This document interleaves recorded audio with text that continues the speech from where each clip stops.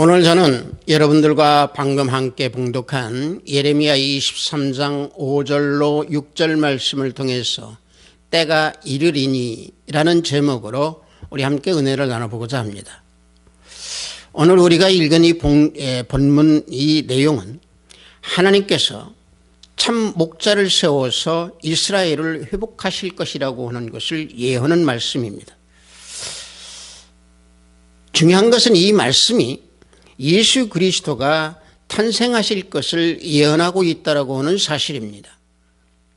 그것은 이스라엘과 유다가 구원을 얻어서 평안히 거할 것이라고 하는 예언이며 흩어진 백성들을 하나님 땅으로 돌아와 거하게 될 것이기 때문에 이스라엘 사람들이 결국에는 하나님께 신앙 고백을 하게 된다라고 하는 내용입니다. 그래서 본문 바로 밑에 보면은 23장 8절 말씀에 이스라엘 집 자손을 북쪽 땅 그 모든 쫓겨났던 나라에서 인도하여 내신 여호와의 사심으로 맹세할 것이며 그들이 자기 땅에 살리라 하시니라. 이와 같이 말씀하고 계십니다. 그래서 이스라엘 백성에게 희망의 메시지를 선포할 때는 반드시 언제든지 다윗 계약에 근거를 해서 구원 메시지를 선포하고 있습니다. 예레미야 21장 12절을 보면은 여호와께서 이와 같이 말씀하시니라. 다윗의 집이여 너는 아침마다 정의롭게 판결하여 탈취한 당한 자를 압박자의 손에서 건지라. 항상 다윗의 계열, 다윗의 계약에 의해서 메시지를 선포하고 있는 것을 우리는 알 수 있습니다. 다시 말하면 다윗에게 한 의로운 가지를 일으키신다라고는 하나님의 말씀입니다. 다윗 자손 가운데에서 그리스도가 나실 것이라고는 이 내용은 어둠에서 살고 있는 우리들을 영적인 땅, 하나님의 땅으로 돌아와 거하게 하신다라고 하는 하나님의 말씀입니다. 따라서 하나님께서 장차 일으켜 세우실 그 의로운 가지는 구속사역을 성취하시기 위해서 강림하실 예수 그리스도를 의미하고 있는 얘기입니다.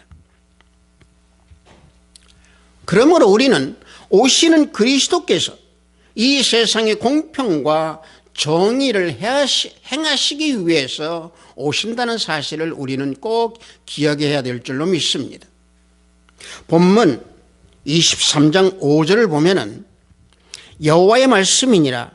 보라 때가 이르리니 내가 다윗에게 한 의로운 가지를 일으킬 것이라. 그가 왕이 되어 지혜롭게 다스리며 세상에서 정의와 공의를 행할 것이며 라고 말씀하고 있습니다. 자, 그리스도께서 택한 백성의 그 죄를 대신해서 십자가에 못 박혀 죽으심으로 말미암아 하나님의 공의를 완성시키신다는 얘기입니다. 여기에서 우리는 하나님의 공의를 생각해 보지 아니할래야 아니할 수가 없습니다. 하나님의 공의라고 하는 것은 무엇입니까? 그것은 하나님의 공평과 정의를 말씀하시는 겁니다. 하나님의 공의를 실현하기 위해서 예수 그리스도께서 이 땅에 오신다라고 하는 것을 예레미야는 여기에서 예언을 하고 있는 얘기입니다.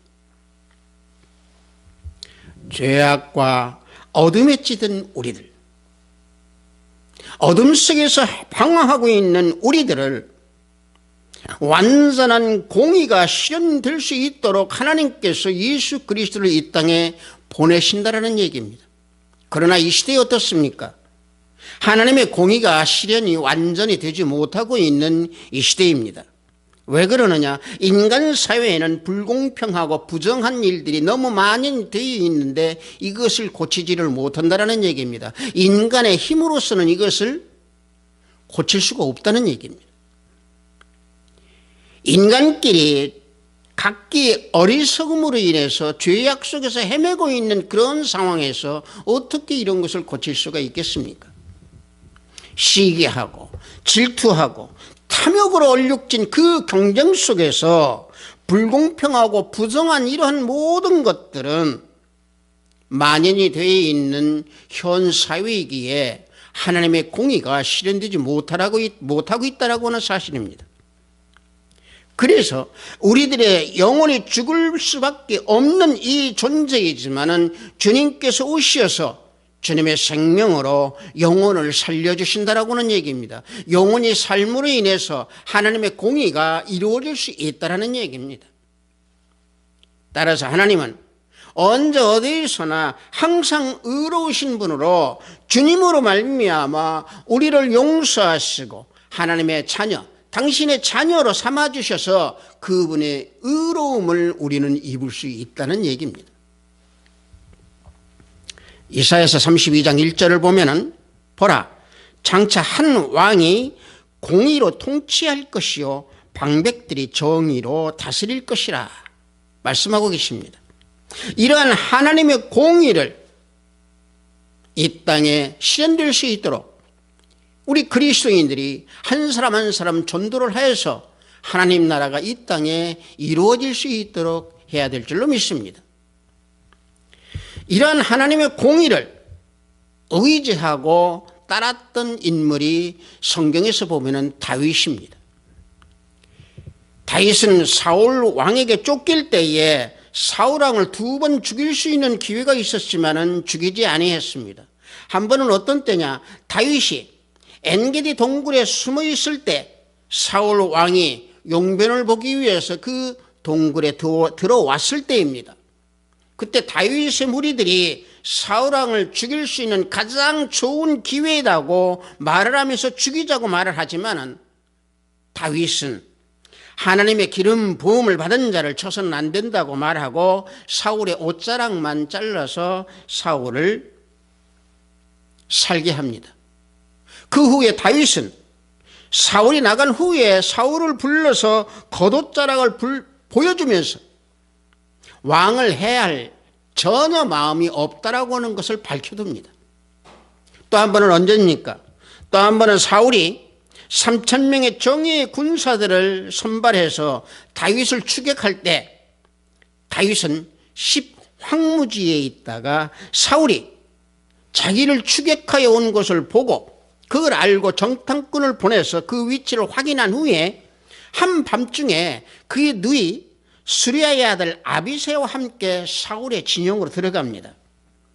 그때 사울의 진영에 들어갔을 때 모든 군대가 다 깊은 잠에 빠져 있었습니다. 그때 아비새가 사울을 죽이려고 합니다. 그러나 다윗은 죽이지 못하게 합니다. 다만 사울의 머리맡에 있는 창과 물병만 가지고 갑니다. 자, 첫 번째 엔게디 동굴이나 두 번째 이 10황무지에서 다윗이 사울을 죽일 수 있었지만은 죽이지 아니한 것은 하나님의 공평과 하나님의 공의를 의지하였기에 하나님께 모든 것을 다 맡겼다는 얘기입니다. 결국 하나님의 공의를 믿고 하나님만 의지했던 다윗은 왕의 자리를 보장을 받았을 뿐만 아니라 사울은 결국에 비참한 최후를 맞이하는 것을 우리는 성경에서 보면 알 수 있습니다. 이와 같이 하나님께서는 공의로 갚아주시는 분입니다. 이러한 공의로 갚아주시는 그 주님께서 이 땅에 강림하신다는 것은 우연한 사건이 아닙니다. 하나님께서 예수 그리스도를 이 땅에 보내신 그 모든 것들은 구약에서 이미 예언을 하였기에 그 약속 사건이 성취되고 있는 그 과정이라는 얘기입니다. 따라서 예수님의 강림과 십자가 사건은 하나님의 영원한 약속과 선지자들의 그 예언을 성취시켜 주신 이러한 사건 중에 아주 커다란 사건입니다. 그래서 예수님께서 이 땅에 오셨고 예수님께서는 꺼져가는 등불도 끄지 아니하셨고 또 예수님 자신은 결코 꺼지지 않으셨다라고 하는 사실입니다. 오히려 주님께서는 십자가의 죽으심으로 하나님은 우리 모두를 다 용서해 주셨다라고 하는 사실입니다. 어떻게? 오직 예수 그리스도를 믿음으로 말미암아 우리는 하나님으로부터 용서를 받을 수 있었다는 얘기입니다. 그럼에도 불구하고 이 땅에서는 주님의 공의가 실현이 되지 못하고 있는 현실이라는 얘기입니다. 조금 전에 말씀드린 대로 세상에는 악인이 형통하게 되고 의인은 고통받는 일이 많이 일어나고 있습니다. 왜냐하면 하나님 말씀을 의지하지 못하고 주님을 믿지 아니하기 때문에 그렇습니다. 이러한 모든 것들은 하나님이 구원의 공의는 하나님께서 구원이시라고 하는 이 사실, 다시 말하면 예수 그리스도께서 전하시는 이 복음을 믿지 아니하기 때문에 공의가 실현되지 못하고 있다는 얘기입니다. 그러나 복음을 믿고 의지하는 자, 말씀을 믿고 의지하는 자, 예수 그리스도를 믿으면서 의지하는 자는 주님께서 반드시 공의로 갚아주십니다. 여러분들 그 공의로 갚아주시는 것을 우리가 또 한번 구약에서 찾아보면은 예레미야 39장 15절에서 18절을 보면은 예레미야가 구덩이에 빠졌을 때 시드기야 왕에게 간청하여서 예레미야 목숨을 구해준 에벳 엘렉이라고 하는 사람이 있었습니다. 하나님은 그를 구원해 주셨습니다. 공의로 구원해 주셨습니다. 모든 사람들이 예레미야를 배척해서 죽이려고 할 때에 에벳멜렉은 예레미야를 살리는 몇 사람 안 되는 그 중에 한 사람이었습니다. 에벳멜렉은요, 그 길로 의로운 길이라, 그 자체가 의로운 길이라고 하는 것을 믿었기 때문에 예레미야를 살리려고 했던 겁니다. 다시 말하면 에벳멜렉은 악인의 꾀를 좇지 아니하고 죄인의 길을 서지 아니하고 오만한 자리에도 앉지 아니했다는 얘기입니다. 에벳멜렉은 예레미야를 살린 그 자체가 어떤 큰 일도 아니었습니다. 자기가 보기에는 예레미야에게 그 모든 방백들이 행하는 것이 잘못되어 있다라고 하는 것을 의로운 길이 아니라고 하는 것을 봤기 때문에 예레미야를 살리려고 에벳멜렉은 노력했던 사람입니다. 그래서 그는 어떻게 됐습니까? 구원을 받았습니다. 공의로 구원을 받았습니다. 그래서 복된 자가 된 겁니다. 따라서 하나님은 선으로 행하는 자는 반드시 선행을 갚아주십니다. 예레미야 39장 18절을 보면은 내가 반드시 너를 구원할 것인즉 내가 칼에 죽지 아니하고 내가 노략물같이 내 목숨을 얻을 것이니 이는 내가 나를 믿었음이라 여호와의 말씀이니라 말씀하고 있습니다. 하나님께서는요 반드시 갚아주십니다. 따라서 이 땅에 오신 예수 그리스도께서는 세상의 공평과 정의를 해강하시기 위해서 이 땅에 오신다라고 하는 사실을 우리는 잊어서는 아니 될 줄로 믿습니다. 그래서 주님께서는 공평과 이런 정의를 행하심에 어디에 두고 이런 모든 것들을 다 행하셨느냐? 구원해 주신다라고 하는 사실. 본문 23장 6절을 보면은 그의 날에 유다는 구원을 받겠고 이스라엘은 평안히 살 것이며 그 이름은 여호와 우리의 공이라 일컬음을 받으리라. 주님께서 그날에 구원을 주시겠다는 얘기입니다. 주님께서 이 땅에 오시는 날 구원을 주시겠다는 얘기입니다. 주님께서 강림하신 때에 구원을 주시겠다는 얘기입니다. 주님께서 이 땅에 오심으로 우리에게 구원을 주시겠다는 얘기입니다. 그것은 유대인뿐만이 아니라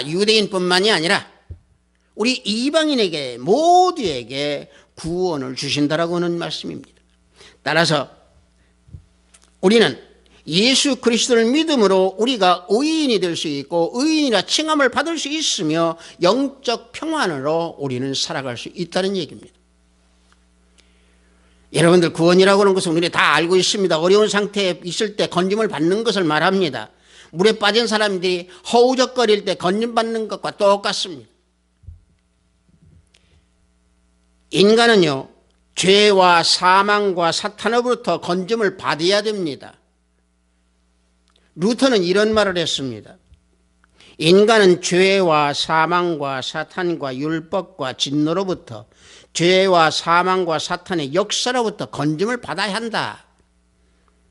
자, 이런 얘기의 하나하나가 모두가 우리는 하나님 앞에 우리 영혼이 병들어 있음을 우리는 깨달을 때 우리는 비로소 주님께서 이 땅에 오심이 내 영혼을 구원해 주시기 위해서 오신다라고 하는 것을 우리는 깨닫지 아니할래야 깨닫지 아니할래야 아니할 수 없는 겁니다.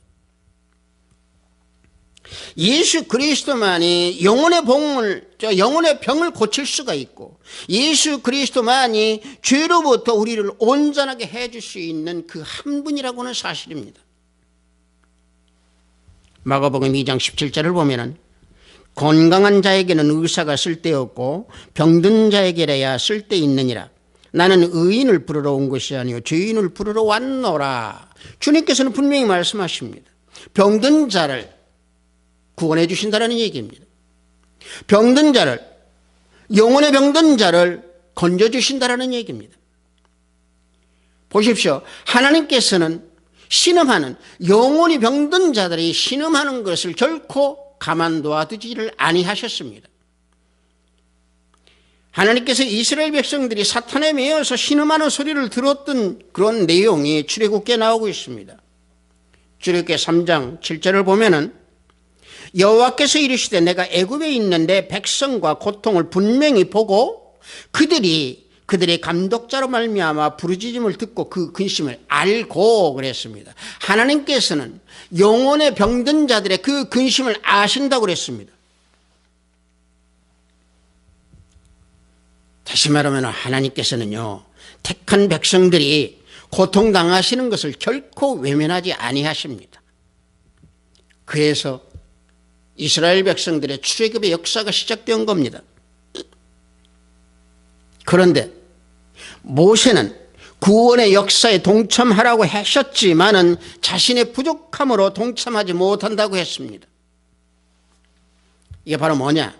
구원에 동참하는 것은 내 뜻과 내 능력과 내 생각이 그 힘으로 걸어가는 것이 아닙니다. 무조건적인 하나님이 주시는 그 은혜에 우리는 동참해야 한다는 얘기입니다. 내 뜻이 아닌 예수 그리스도의 능력으로 동참해야 한다는 얘기입니다. 그래서 구원받은 백성들의 길은 끝이 보일 수가 없습니다. 힘든 길이라 할지라도 동참을 해야 됩니다. 그럴 때 우리 영혼은 치유를 받고 건강한 영혼으로 우리가 평강 속에서 걸어갈 수 있고 평강 속에서 우리는 살아갈 수 있다는 얘기입니다. 따라서 영혼 구원을 받은 사람은 그리스도 안에서 새로운 피조물로 살아갈 수 있는 겁니다.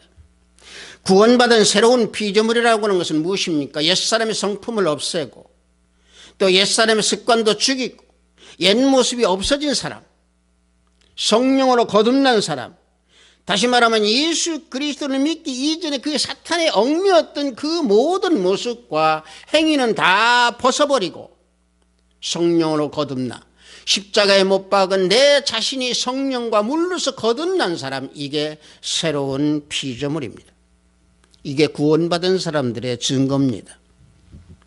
그래서 구원받아 새로운 피조물로 탄생한 사람은 주님의 생명 안에서 주님의 새로운 생각으로 주님의 뜻에 의해서 내 모든 삶을 거기에 젖혀서 살아간다라고는 얘기입니다.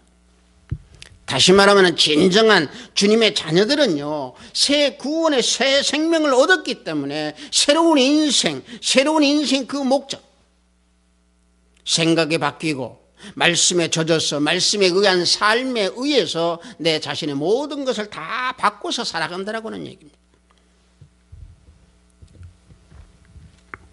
여러분들, 옛 성품으로 살아간다라고 하는 것은요, 결국에는 내 자신, 내 자아를 잃어버린 사람입니다. 왜 그러느냐? 사탄에 매여 있기에 나는 내 뜻과 내 의지로 살아가는 게 아니라고 사탄의 생각으로 이끌려서 살아가기 때문에 내 자아를 상실해버린 사람 중에 한 사람이라고 하는 것을 우리는 꼭 알아두어야 할 줄로 믿습니다. 그래서 그러한 어둠과 죄악 속에서 빠져서 허우적거리는 우리들을 구원해 주시기 위해서 육신을 입고 이 땅에 오신 예수 그리스도이십니다. 히브리서 2장 14절과 15절을 보면은 자녀들은 혈과 육에 속하였음에 그도 또한 같은 모양으로 혈과 육을 함께 지니심은 죽음을 통하여 죽음의 세력을 잡은 자 곧 마귀를 멸하시며 또 죽기를 무서워함으로 한평상 매여 종로로 타는 모든 자들을 놓아주려 하심이니 주님께서 죽으심으로 말미암아 우리가 육으로 살고 사탄의 종노릇으로 죽음의 세력 속에 있는 것을 우리를 구원해 주시고 우리를 놓아주신다라고 하는 얘기입니다. 아무 흠도 없는 주님께서 우리들의 죄와 불의, 질병 또는 절망 이런 모든 것을 다 감당하시고 그 모든 것들을 다 짊어지시고 십자가에 죽으심으로써 우리를 구원해 주신 것입니다. 마귀의 종이었던 더럽고 추한 모습, 이게 우리들의 과거의 삶이었습니다. 그리스도의 십자가 보혈로 그래서 씻어주셨고 그리스도께서 예수 그리스도께서 죽으심으로 해서 그런 모든 것들을 다 우리는 물러가게 해줘서 새로운 피조물로 살아가게 된 겁니다. 디도서 3장 5절과 6절을 보면은 우리를 구원하시되 우리가 행한 바 의로운 행위로 말미암지 아니하고 오직 그의 긍휼하심을 따라 중생의 씻음과 성령의 새롭게 하심으로 하셨나니 우리 구주 예수 그리스도로 말미암아 우리에게 그 성령을 풍성히 부어주사. 새로운 피조물이라고 하는 것은 성령을 풍성히 부어주셨기 때문에 성령 하나님께서 우리들의 마음의 병, 육신의 병을 치유해 주시고 건강과 생명을 지켜주시는 그러한 선물을 우리에게 주셨다는 얘기입니다. 질병의 고통에서 해방시켜 주셨다는 얘기입니다. 절망에서 해방시켜 주셨다는 얘기입니다. 좀 전에 말씀드린 대로 이런 모든 것들은 내 뜻과 내 스스로 그런 어둠 속에서 빠져나오지 못하기에 주님의 능력으로 이런 모든 것들을 다 우리는 물리칠 수 있었다는 얘기입니다. 다시 말하면 예수님을 만남으로 인해서 그런 어둠 속에서 빛으로 우리는 나올 수 있다는 얘기입니다. 그래서 구원받은 자는 반드시 어둠이 사라져버립니다. 그래서 새로운 피조물로 살아가게 되어 있습니다. 그리스도 안에서 절망이 없어지고 영혼의 죽음도 없어진다는 얘기죠. 자, 남아있는 건 무엇만 남아있겠습니까? 오직 주님의 영생, 주님의 생명, 영원한 빛, 그 영생만이 우리에게 남아있고 그것만이 충만하게 돼서 결국에 기쁨과 감사함으로 주님께 나아갈 수 있다는 얘기고 하나님께 걸어갈 수 있다는 얘기입니다. 예수님은요, 성령을 통해서 우리에게 생명을 주되 그냥 주신 게 아니고 풍성하게 주셨습니다. 주님을 만나는 것은 또 우리가 주님을 오기를 기다리는 이 대강절에서 우리는 주님 만나는 그 자체가 종교적인 것이고 어떤 철학적인 것이 아닙니다. 구원의 생명을 만나는 겁니다. 주님의 생명을 만나는 겁니다. 영혼의 죽음에서 생명으로 변화시켜줄 뿐만 아니라 육체적인 죽음에서부터도 건져주시는 그런 커다란 은혜를 우리에게 던져주고 우리에게 주시기 위해서 이 땅에 오신다라고 하는 사실입니다. 하비트 사이버교회 형제자매 여러분들, 파스칼은 이런 말을 했습니다. 인간의 마음속에 커다란 구멍이 뚫려 있다. 그 구멍은 세상적인 쾌락이나 물질이나 명예나 권세로 채울 수가 없다. 그럴 경우 오히려 실망과 불만족과 허무만이 남게 된다. 오직 그 구멍을 채울 수 있는 것은 끝없이 부어지는 그리스도의 사랑뿐이다.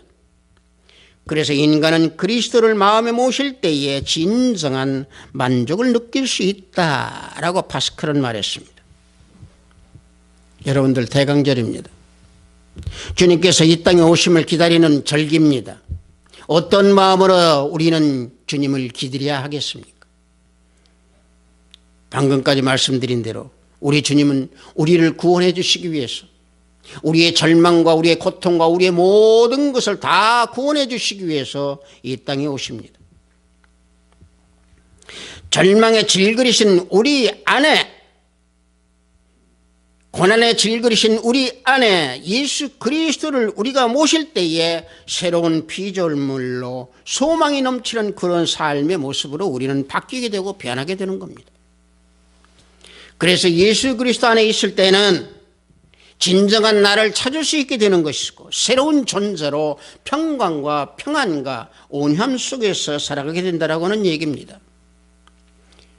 여러분들, 병마에 힘겹게 싸우고 계신다면 새로운 피조물로서의 내 자신을 바라보십시오. 성령 하나님께서 풍성하게 은혜를 베푸사 여러분들에게 건강을 찾도록 인도하실 줄로 믿습니다. 직장과 사업장에서 힘든 환경에 처해 있다면 주님의 은혜로 새로운 피조물로서 나를 다시 한번 발견하여서 주님께 드리십시오. 그렇다면 성령 하나님께서 세워주시고 담대하게 승리할 수 있도록 여러분들 인도해 주실 줄로 믿습니다. 하비스트 사이버교회 성도 여러분들, 그리스도 안에서는요, 인생길과 내 모든 생명, 영혼의 생명, 육신의 생명은 나 자신 스스로를 발견해서 새로운 피조물로 거듭나야 될 줄로 믿습니다. 모든 문제를 해결해 주시는, 또 모든 문제를 능력으로 우리를 세워주시는 하나님께 감사하십시오. 힘들고 어려운 가운데서 주님으로 말미암아 소망을 지니며 희망을 소유하고 오직 주님께서 구원을 주시는 것에 감사하는 우리 하비스트 사이버교회 성도 여러분들이 되기를 주님의 이름으로 축복합니다. 잠시 기도합니다. 아버지 하나님, 때가 이르리니 라는 제목으로 우리 은혜를 나눴습니다. 주님 오시기를 학수고대하는 대강절에 주님께서 우리에게 오심이 어떤 의미로 오시는 것을 우리 더욱더 깊게 알게 해 주시옵소서.